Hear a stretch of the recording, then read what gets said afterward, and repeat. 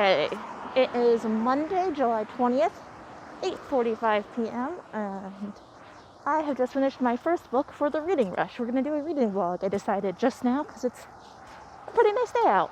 I actually haven't really been outside, unless completely necessary, since like March. But I thought I would go for a walk tonight, and it's really nice out.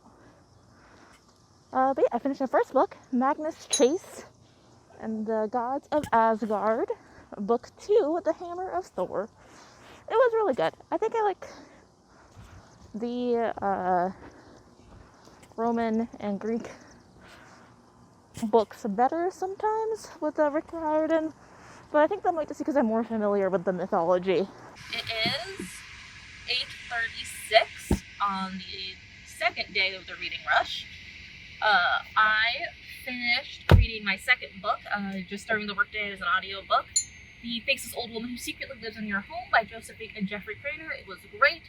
I try to get the audiobooks of every single... I try to do audiobooks first with Welcome to Night Vale books because I just love them so much, and I think that it's really great to be able to hear the story from Mara Wilson, who voices the Faceless Old Woman Who Secretly Lives in Your Home in the Welcome to Night Vale podcast.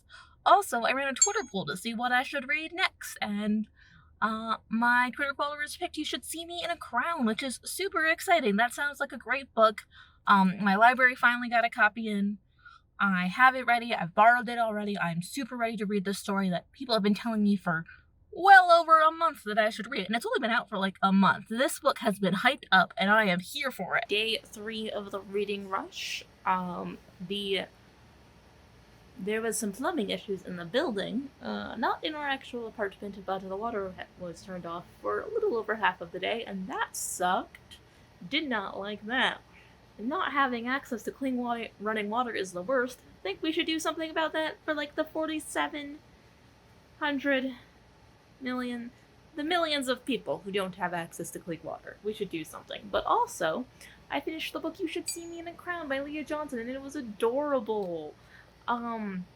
It's black, it's queer, it's got a nice prom story of just a girl running for prom queen in the Midwest, even though she doesn't feel like she fits in with most of her peers, who are generally white upper-class members of Indianapolis, and she is not any of those things.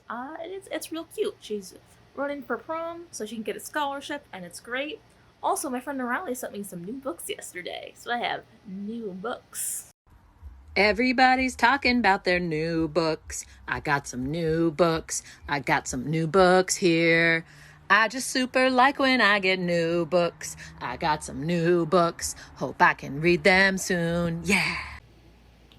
Hey, so I took a little bit of a break from filming and reading because I was working on a portrait of Lion from Steven Universe that I put up on TikTok because I'm trying to draw one thing from every Steven Universe episode that just encapsulates the episode and the essence of the show. It's not that complicated. I've drawn a cheeseburger backpack and a millionaire suitcase. Lion's the first actual character I've drawn, and it took a lot of effort. But in that time, I've also finished the Witch Boy series. I don't think I've updated you since then. The Witch Boy is the new books that my friend Nirali sent me. They are great. The trilogy is by Molly Knox Ostertag, who is super awesome, and I really like them and have really liked their artwork for a long time, and this is the first time that I've actually gotten to write the things they've been working on, and that was super cool. I also read the last Magnus Chase book, The Ship of the Dead, which was cool. I am having a good time reading all of these books and kind of just living out nice, happy stories. I think we need more of those. I think this is going to be the last clip of a Reading Rush vlog because the Reading Rush is over. And wow, did it end in a bang that I completely missed and then found out about later on Twitter. Like you do.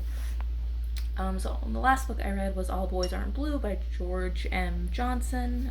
It is a young adult memoir from a black gay man.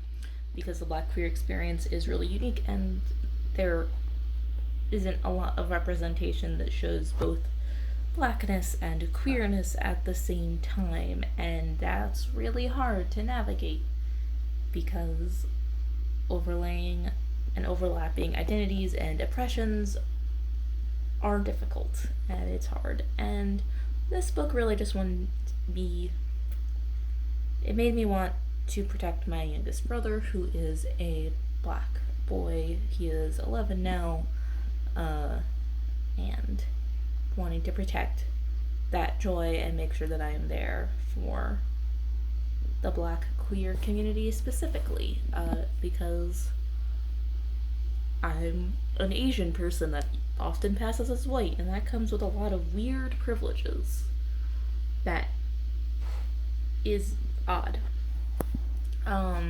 Also, the creators of the Reading Rush have come under fire because they didn't read the group book, decided to host a live stream saying that they didn't read the group book, and the group book was also a black book. Also, like, the reading challenges sucked this year. I don't even know which ones I finished because they were all so terrible that I didn't find them helpful at all to helping me pick books, which is why I have ran Twitter polls about it. They weren't unique, they weren't good, they were just kind of all basic ones that you see in a bunch of different readathons, and that made me sad. There was also already controversy about having people read a book entirely outside during a pandemic, which is kind of both ableist and classist because it assumes everyone has access to an area outside that is safe and private, and won't lead to the spread of disease or cause you significant harm or anyone in your family significant harm because pandemic. Yeah.